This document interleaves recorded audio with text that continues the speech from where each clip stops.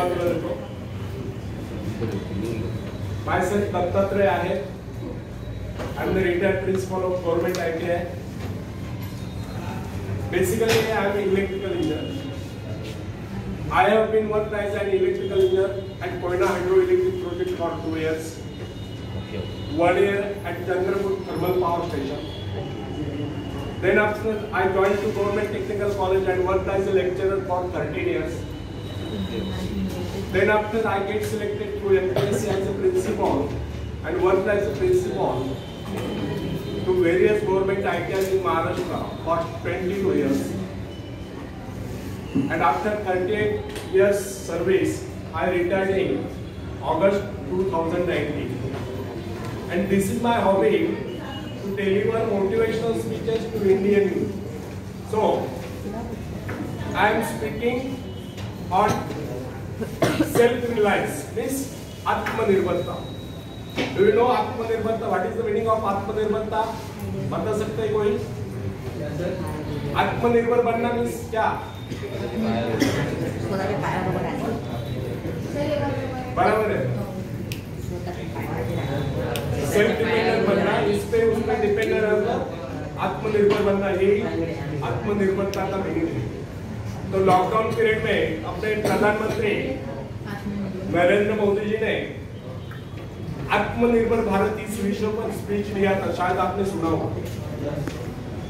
तो फ्रेंड्स, आत्मनिर्भर बनने की क्षमता वास्तव में हर व्यक्ति में होती है, परंतु बहुत कम कैसे होते हैं जिन्हें अपने ऊपर विश्वास है. दूसरों का सहारा ढूंढना तो उनकी आदत से बन जाती है. यह बात हमें कभी नहीं भूलनी चाहिए कि दूसरों के सहारे चलना तो बड़ा आसान है, किंतु इससे हमारी रही सही शक्ति क्षीण हो जाती है. मस्तिष्क और योग्यता, इनका जितना उपयोग किया जाएगा ये उतने ही बढ़ेंगे, इनका उतना ही विकास होगा. एक विडंबना है कि अपने आप कुछ करने की बात तो जैसे ही लोगों के मन में आती है. कुछ लोग अपने आप एक ही काम करते रहते हैं और वह अपने बदनसीबियों का रोना रोना या दूसरों के आश्रय रहकर उनके गुणगान करना. ऐसे लोग जिन्हें सदा दूसरों के ही बल पर विश्वास होता है, वे केवल पिछलकों की संज्ञा पाकर निंदा के पात्र बने रहते हैं. ऐसे लोग अपने आंतरिक शक्तियों का भी लाभ नहीं उठा पाते.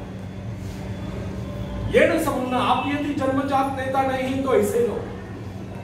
जन्मजात कौन क्या होता है? कोई महान नहीं होता, कोई वैज्ञानिक नहीं होता, बल्कि एक अबोध बालक जन्म के बाद अपने में ऐसी शक्ति पैदा करता है जिसके सहारे वो अपने व्यक्तित्व की एक अलग पहचान बना लेता है. इतिहास में ऐसे बहुत से लोग हुए जिनमें नेतृत्व करने की योग्यता नहीं थी, फिर भी वे अपने प्रयत्नों से, अपने परिश्रम से अपनी योग्यताओं का विकास करके महान नेता बने. नेता वही होता है जो किसी पर निर्भर न हो, जिसमें नेतृत्व करने की क्षमता हो, जो दूसरों के विचारों का सहारा लेना आवश्यक न समझता, उसमें स्वयं सोचने और अपने कार्यक्रमों को स्वयं निर्धारित या कार्यान्वित करने की क्षमता होती. लोगों की संख्या बढ़ाकर भीड़ के बीच में चलना तो कोई बड़ी बात नहीं है. बड़ी बात तो यह है कि लोगों के दिलों में अपना स्थान बनाया जाए, चाहे लोगों की संख्या कितनी कम क्यों न हो. ऐसे लोग वही होते हैं जो आत्मविकास करके शक्तिशाली हो चुके हैं. ऐसे लोग अपने भाग्य को बदल देते हैं, अपने साथ साथ दूसरों का भी भाग्य बदल देते हैं. फ्रेंड्स, आज के युग की विडंबना यह है, हर कोई किसी न किसी का सहारा ढूंढता नजर आता है. किसी को अपने धन का सहारा लेना पड़ता है, तो किसी को अपने मित्र का, कुछ तो अपने वंश पर ही खुले नहीं समझते. ऐसे तो बहुत ही कम लोग होते जिन्हें अपने ऊपर पूरा विश्वास हो. दूसरों की शक्ति पर जीने वालों का एक मनोविज्ञान यह भी होता है कि ऐसे लोग सदैव किसी न किसी को दोषी ठहराकर अपना पक्ष बचाने के अवसर ढूंढा करते हैं. वास्तविकता यह है, इस प्रकार की आदत कायक प्रकृति की परिचय है. आत्मनिर्भर बने, आत्मनिर्भर बनने की आदत डाली. आदत का उस समय होता है जब एक बच्चे को उसका पिता कोई विशेष कार्य करने को कहता है तब वो संतुष्ट नहीं होता, लेकिन जब वो अपने ढंग से उसी कार्य को करता है तो उसे पूरा करने के लिए संघर्ष कर विजय प्राप्त करता है, तो उसके चेहरे पर खुशियों की लहरें खिलती नजर आती है. इस प्रकार की विजय की भावना उस बालक को शक्तिशाली बनने का एहसास दिलाती है. फ्रेंड्स, स्कूल की शिक्षा या कॉलेज की शिक्षा केवल व्यक्ति की व्यवहार कुशलता और योग्यताओं की वृद्धि नहीं करती, ये तो व्यक्ति के हाथ में औजार थमा देती है। इस औजार का सही इस्तेमाल करना आदमी को स्वयं ही सीखना पड़ता है।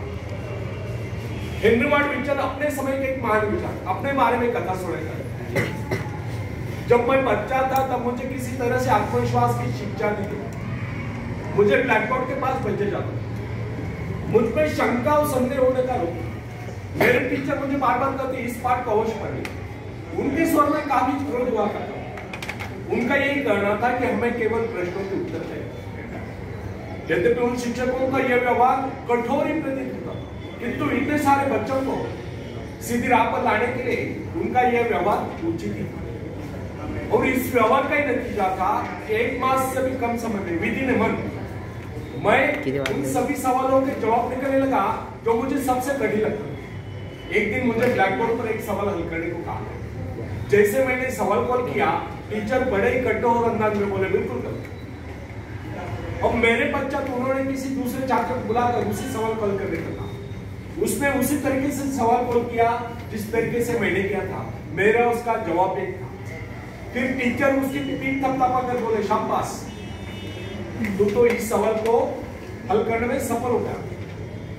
अब मुझसे रहा नहीं, मैंने तुरंत ही खड़े होकर पूछा, सर यदि इसका मेरा जवाब है, सुलझाने का तरीका है, फिर आपने मुझे डांट कर गलत क्यों कहा? तब टीचर बोले, ये बात तूने पहले क्यों नहीं कही जब मैंने कुछ गलत कहा? फ्रेंड्स, केवल पाठ को याद करने से कोई मतलब नहीं। हमारे भीतर यह दृढ़ विश्वास होना चाहिए कि जो कुछ हमने याद किया उसे कोई काट नहीं सकता। इसे ही आत्मविश्वास कहते हैं। और जिनमें ही आत्मविश्वास होता है वही तर्क दे सकता है, वही बहस यानी कि चर्चा कर सकता है। लेकिन जिसे स्वयं अपने ऊपर ही विश्वास न हो, वो क्या करे? उसके तो अच्छे कार्यों को भी अगर हमने गलत कहा तो उसे यही समझ लेना होगा, हो सकता है वो गलत। फ्रेंड्स, मनुष्य को भ्रम होता है कि अकेले काम करने से अच्छा किसी दूसरों की सहायता लेकर काम करना हो। लेकिन अपने ऊपर विश्वास करके पूरी लगन से अगर कार्य को किया जाए तो उसमें सफल होने की आशा दोगुनी हो जाती है।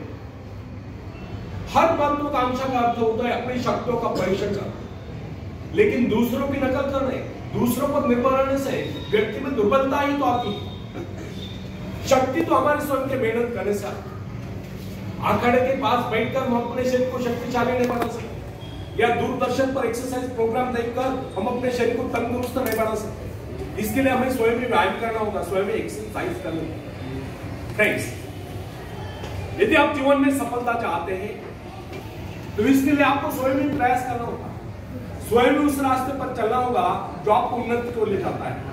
और वो रास्ता है आत्मविश्वास का।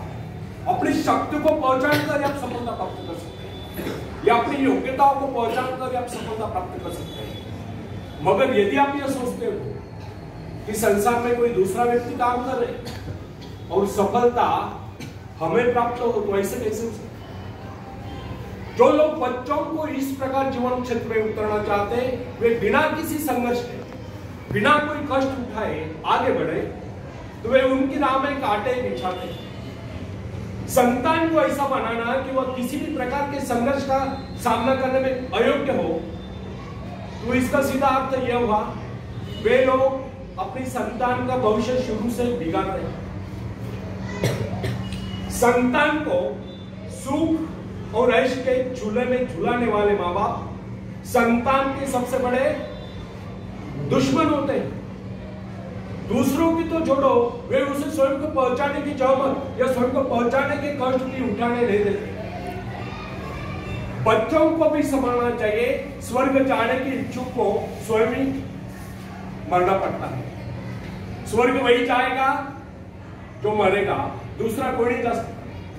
इसी प्रकार जीवन का सच्चा आनंद वही पाएगा जो अपनी आत्मा की शक्ति को पहुंचाएगा। फ्रेंड्स, यदि आप किसी कार्य में कामयाबी चाहते हो तो उसके पीछे अपनी पूरी शक्ति लगा देगा। नवयुवकों का या नवयुवतियों का स्वभाव होता है सहना, सीखना, अनुसरण करना। लेकिन अगर उनके अभिभावकों द्वारा या माँ बाप के द्वारा बचपन से सारे ऐशाराम देकर उन्हें जीवन संघर्ष के लिए हतोत्साहित किया गया हो, निराश किया गया हो, तो इसका परिणाम यह निकलता है कि वह अकेले चलना ही भूल जाते हैं। उनकी हालत पैसा के ऊपर चलने वाली हो जाती, फिर तमाम उम्र में बिना किसी सहारे के चल ही नहीं पाते। इसलिए फ्रेंड्स, यदि जीवन में कुछ करना चाहते हो, कुछ बनना चाहते हो, तो अपनी सहायता स्वयं करें। किसी की सिफारिश या प्रभाव से आगे बढ़ने के प्रयत्न आपके भविष्य को नष्ट कर देंगे। स्वयं को इस योग्य बनाओ कि आपको किसी दूसरों से सहायता की आवश्यकता ही न हो। अपने भीतर साहस और विश्वास लगाइए। आनंद तो उसी उन्नति में आता है जो स्वयं के द्वारा प्राप्त हो। दूसरों के भरोसे, उनकी सहायता से आगे बढ़कर अपने को अपंग बनाने का क्या उपाय हो सकता है? इससे तो मनुष्य की अपनी सारी शक्तियां दम तोड़ देती है, अपनी बुद्धि कुंद हो जाती है। जो दूसरों की सहायता का मोहताज बना रहता है,